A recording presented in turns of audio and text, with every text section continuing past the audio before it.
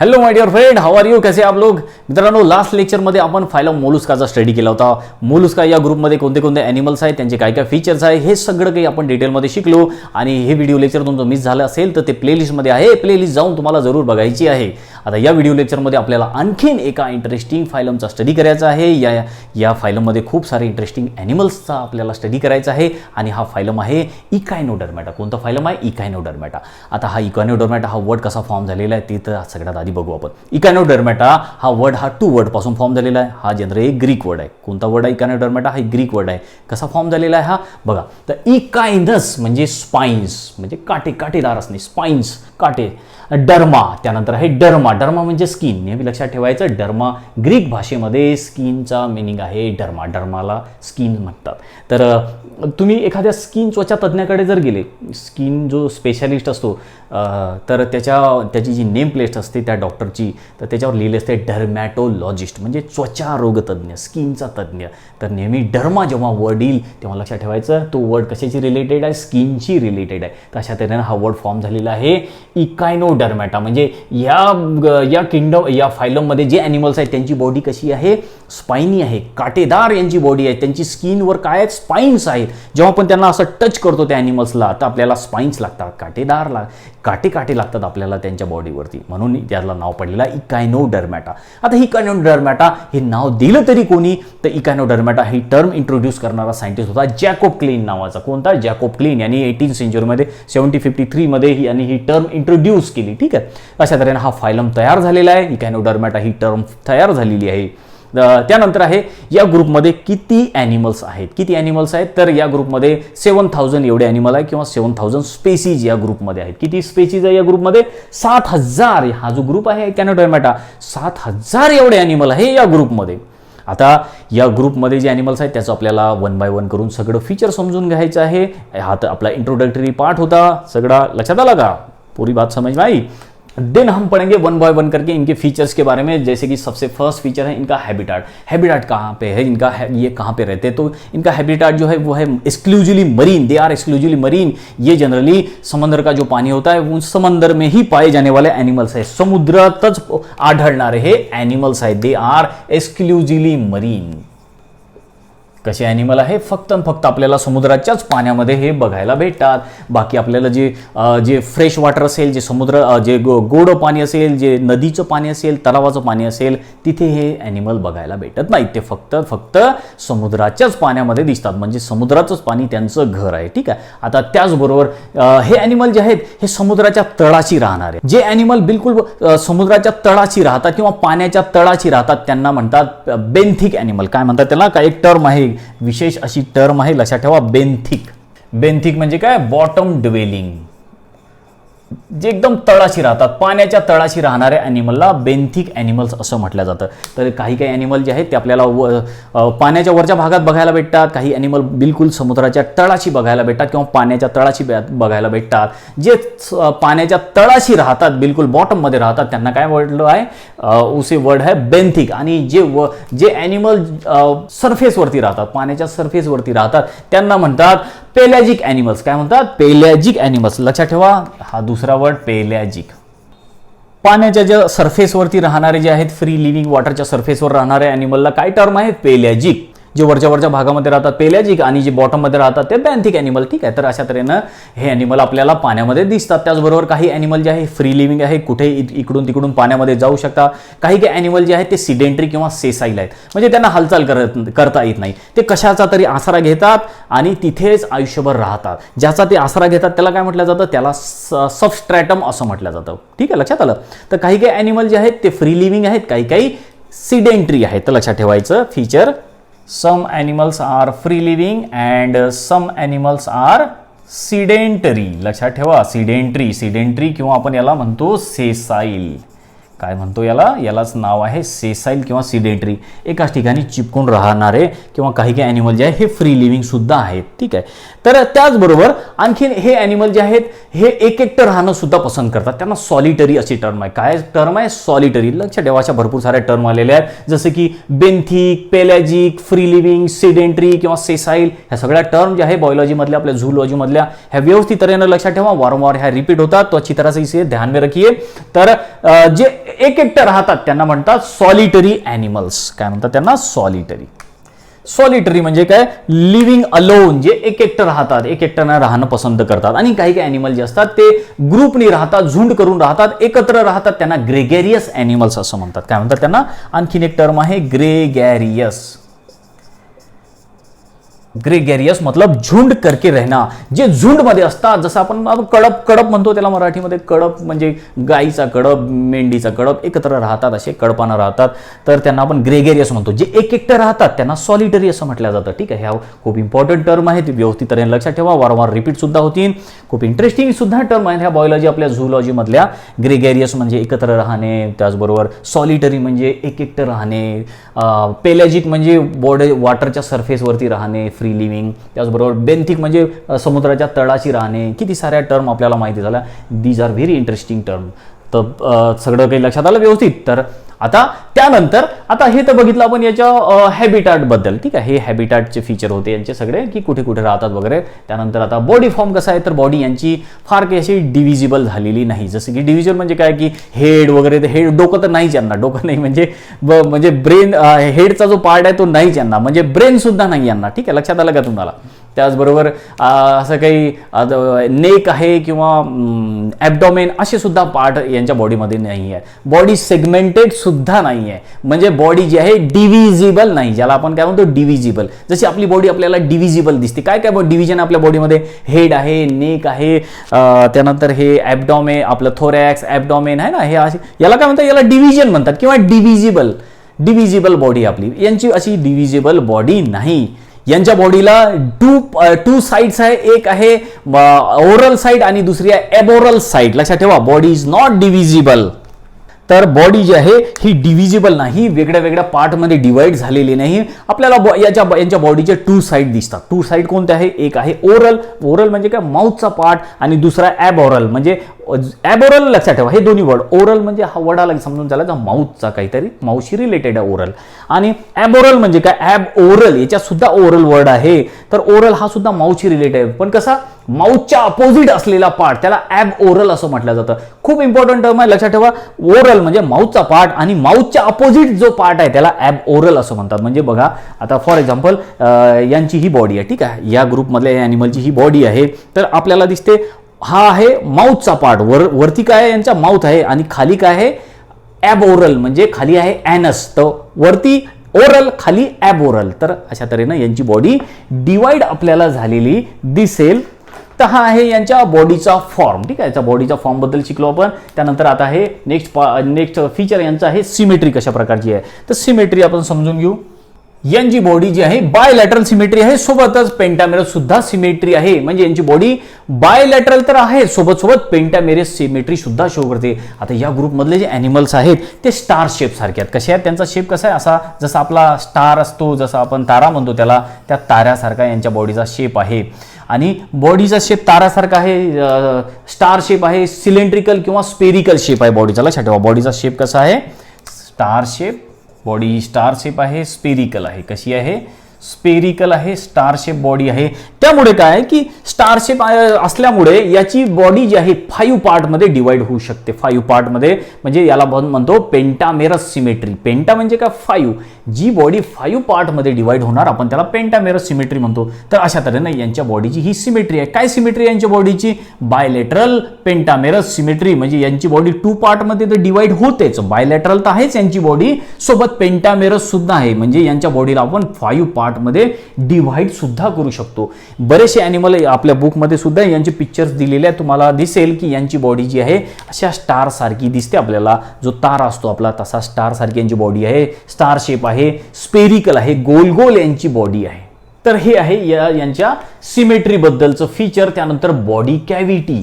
तर बॉडीमध्ये कॅव्हिटी आहे का? तर बॉडीमध्ये यांच्या कॅव्हिटी आहे. तर ज्या ॲनिमलच्या बॉडीमध्ये कॅव्हिटी असेल त्याला आपण काय म्हणतो? Coelomates animal. तर हे कसे आहेत? They are coelomates.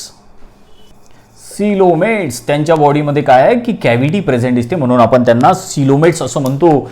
बॉडीमध्ये 2 ओपनिंग आहे, एक आहे माउथ आणि दुसरं आहे ॲनस, तर अशा तऱ्हेनं बॉडी कॅव्हिटी आहे यांच्यामध्ये प्रेझेंट, ज्याला आपण सिलोमेट्स असं म्हणतो. त्यानंतर आहे नेक्स्ट पॉईंट आहे डायजेस्टिव्ह ट्रॅक कसा प्रकारचा आहे. डायजेस्टिव्ह ट्रॅक हा कंप्लीट आहे, डायजेस्टिव्ह सिस्टीम कंप्लीट आहे. बॉडीला 2 पार्ट आहेत, बॉडीला 2 ओपनिंग आहे, माउथ आहे आणि ॲनस आहे. ठीक आहे, लक्षात आलं का तुमच्या. बघा की डायजेस्टिव्ह सिस्टम कशा प्रकारची आहे, तर डायजेस्टिव्ह सिस्टम ही कंप्लीट आहे. डायजेस्टिव्ह सिस्टम कंप्लीट म्हणजे काय आहे, माउथ आहे, यांना माउथ प्रेझेंट आहे आणि ॲनस असे सेपरेट 2 ओपनिंग आहेत, म्हणून डायजेस्टिव्ह सिस्टम कशी आहे, कंप्लीट डायजेस्टिव्ह सिस्टीम आहे. आता यांच्यामध्ये बघा, तुम्हाला परत एकदा सांगतो की यांची जी बॉडी आहे अशा टाईपची ही बॉडी आहे. या बॉडीचा हा आहे खालचा पार्ट जो आहे हा व्हेंट्रल पार्ट म्हणतो. व्हेंट्रली म्हणजे इथे माउथ आहे यांचं प्रेझेंट, इथे काय माउथ आहे आणि हा आहे डॉर्सल पार्ट, हा खालचा भाग म्हणू आपण याला, हा वरचा पार्ट म्हणू याचा. ठीक आहे, हा व्हेंट्रल पार्ट, इथे या खालच्या बाजूला यांचं माउथ असतं आणि वरच्या बाजूला जे आहे ते ॲनस असतं, म्हणजे डॉर्सल साईडला ॲनस असतं. तर इथे ॲनस आहे, इथे माउथ आहे. तर अशा तऱ्हेनं यांची बॉडी ही आपल्याला डिवाइड झालेली दिसेल. यांच्यामध्ये जी डायजेस्टिव्ह सिस्टम आहे ती कंप्लीट डायजेस्टिव्ह सिस्टम आहे, माउथ आणि ॲनस आपल्याला प्रेझेंट दिसते. नंतरचं फीचर काय आहे, तर ब्लड व्हस्क्युलर सिस्टम किंवा सर्क्युलेटरी सिस्टम ॲबसेंट आहे. यांच्यामध्ये सर्क्युलेटरी सिस्टम प्रेझेंट नाही, सर्क्युलेटरी सिस्टम ॲबसेंट आहे.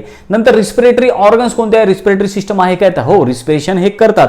तर रिस्पिरेशनसाठी कोणते कोणते ऑर्गन आहे ते इम्पॉर्टंट आहे. ऑर्गनबद्दल तुम्हाला क्वेश्चन येऊ शकतात. तर रिस्पिरेटरी ऑर्गन मी तुम्हाला लिहून देतो कोणते कोणते आहे. तर बघा मी तुम्हाला इथे रिस्पिरेटरी ऑर्गन्स कोणते कोणते यांच्या बॉडीमध्ये प्रेझेंट आहे ते रिस्पिरेटरी ऑर्गन्स लिहून दिलेले आहे.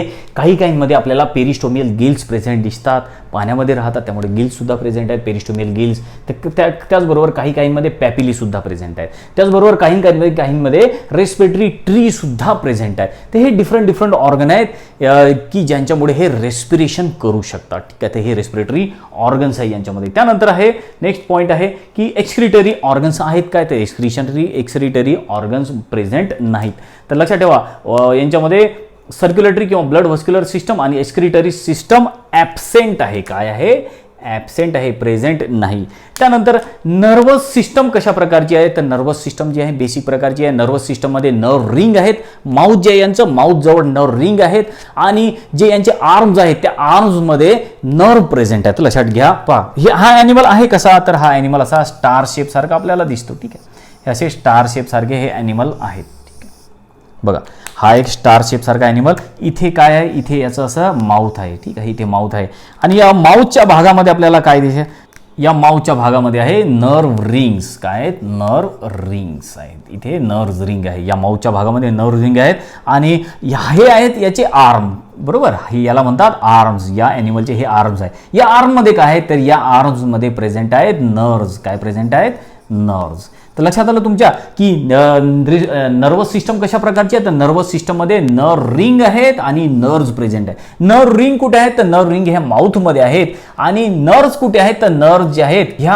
आर्म्समध्ये आहेत. यांना म्हणतात आर्म. याचे हे आर्म, जसे आपले आर्म कसे आहेत हात वगैरे तशाच प्रकारचे हे यांचे काय आहेत, आर्म. या आर्ममध्ये काय आहेत, नर्व्स किंवा याला रेडियल नर्व्स सुद्धा म्हणतात. लक्षात ठेवा, रेडियल नर्व्स हा पण एक वर्ड लक्षात ठेवा, रेडियल नर्व्स. तर रेडियल नर्व्स कुठे आहे, रेडियल नर्व्स हे आर्ममध्ये आहेत आणि माउथच्या जवळ काय आहेत, नर्व रिंग आहेत. अशा प्रकारे यांची नर्वस सिस्टम बनलेली आहे. त्यानंतर आहे नेक्स्ट फीचर आहे सेन्स ऑर्गन. तर आहेत का, सेन्स ऑर्गन फार कमी डेवलप झालेली है, पुअरली डेवलप। सेंस ऑर्गन किस तरह से पुअरली डेवलप है, इनके बॉडी में जो सेंस ऑर्गन है वो पुअरली डेवलप है।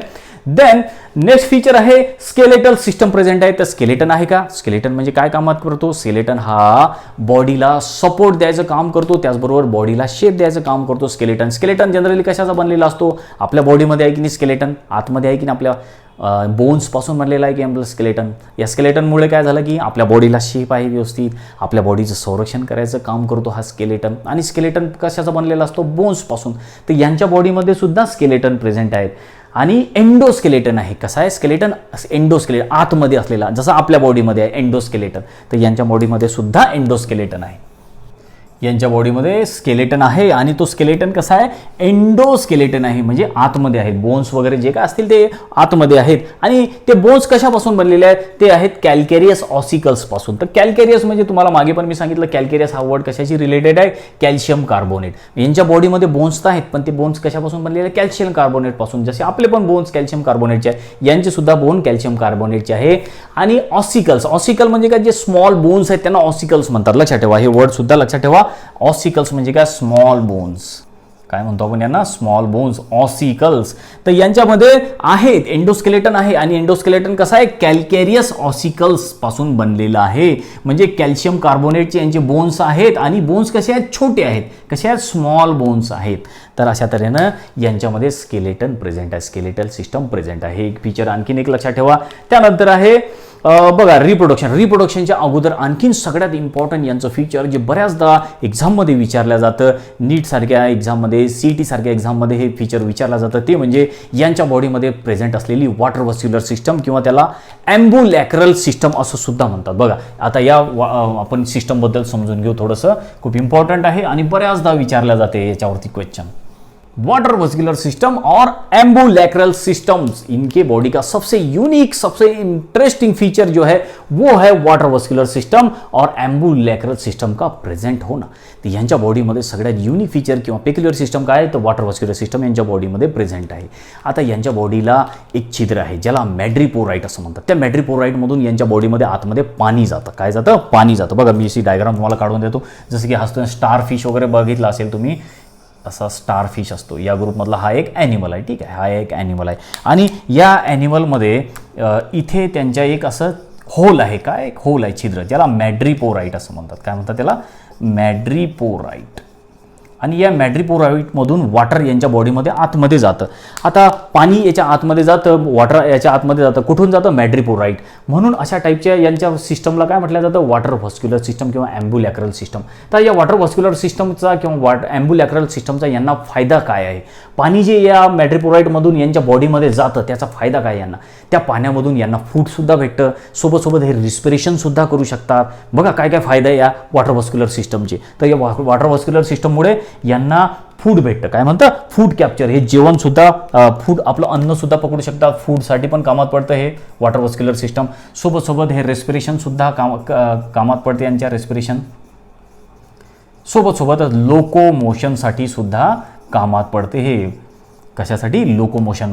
म्हणजे एवढे सगळे उपयोग आहेत या वॉटर व्हस्क्युलर सिस्टमचे.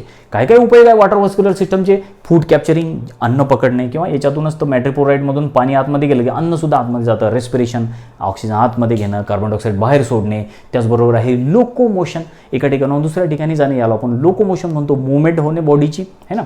तर अशा तऱ्हेनं यांच्या बॉडी में वाटर वस्कुलर सिस्टम प्रेजेंट है। इनके बॉडी में बीच में है ये एक बड़ा सा होल जिसे कहा जाता है मैड्रिपोराइट। मैड्रिपोराइट के कारण ही इनके बॉडी में अंदर तक वाटर जा सकता है, पाणी याच्या बॉडीमध्ये जाऊ शकते। तर ते लक्षात ठेवा, ठीक आहे। तर हे बघितलं आपण यांच्या बॉडीचं सगळ्यात विशेष असं फीचर, पेक्युलियर फीचर काय आहे, वॉटर व्हस्क्युलर सिस्टम प्रेझेंट असणे। तर नेक्स्ट जे फीचर आहे आणि ते लास्ट फीचर म्हणजे रिप्रोडक्शन कशा प्रकारचं आहे। तर रिप्रोडक्शन जे आहे ते सेक्शुअल रिप्रोडक्शन करतात। सेक्सेस जे आहेत ते सेपरेट आहे किंवा बऱ्याच ॲनिमलमध्ये सेक्सेस हे बायसेक्शुअल आहे, काही काही युनिसेक्शुअल आहे। सेक्सेस आर सेपरेट, इनमें सेक्सेस जो है वो सेपरेट है, मतलब मेल एंड फीमेल डिफरेंट है।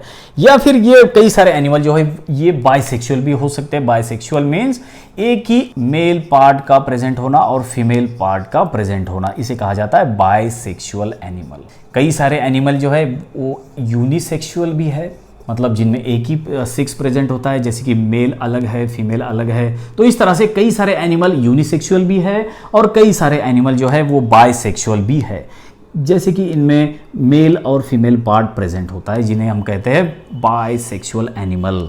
देन इनमें जो फर्टिलाइजेशन होता है वो फर्टिलाइजेशन एक्सटर्नल है। फर्टिलाइजेशन कशा प्रकारचा आहे, फर्टिलायझेशन हे एक्सटर्नल आहे, लक्षात ठेवा। म्हणजे मेल आणि फिमेल गमीटची भेट जी आहे ही पाण्यामध्ये होते। हे काय करतात, मेल आणि फिमेल गमीटला बाहेर सोडतात, बॉडीच्या बाहेर सोडतात, पाण्यामध्ये सोडतात आणि मग त्या पाण्यामध्येच मेल आणि फिमेल गमीट जे आहे ते एकमेकाला भेटतात। तर फर्टिलायझेशन कसं आहे, एक्सटर्नल फर्टिलायझेशन आहे। त्यानंतर डेव्हलपमेंट आहे लास्ट पार्ट। डेव्हलपमेंट कशा प्रकारचे आहे, तो डेव्हलपमेंट जो है इनमें इनडायरेक्ट डेव्हलपमेंट पाई जाती है। कौन सी डेव्हलपमेंट है इनमें, इनडायरेक्ट डेव्हलपमेंट।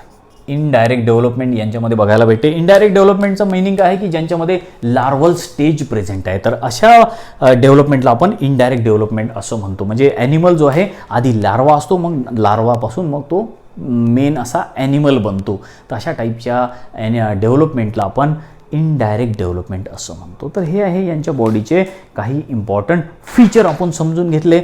सब कुछ आपके समझ में आया। देन आता लास्टमध्ये आहे एक्झाम्पल्स काय काय दिलेले. तर एक्झाम्पल पण आपण बघू की बघा आपल्याला या आपल्या बुकमध्ये यांचे काही पिक्चरसुद्धा दिलेले आहेत, कसे तऱ्हेचे हे ॲनिमल्स आहेत. तर कोणते कोणते ॲनिमल्स आहेत आपल्याला दिलेले बघा. ॲस्टेरियाज, सी स्टार्स असं म्हणतात त्याला, स्टार शेप आहे ना यांचं, ॲस्टेरियाज, सी स्टार. त्यानंतर आहे कुकुमारिया किंवा सी कुकुंबर. कुकुंबर काकडीसारखा यांचा शेप, आपल्या घरी आपण जे काकडी खातो त्या काकडीसारखा यांचा शेप आहे म्हणून त्याला सी कुकुंबर म्हणतात किंवा कुकुमारिया असं म्हणतात. क्वेश्चन येतात, लक्षात ठेवा.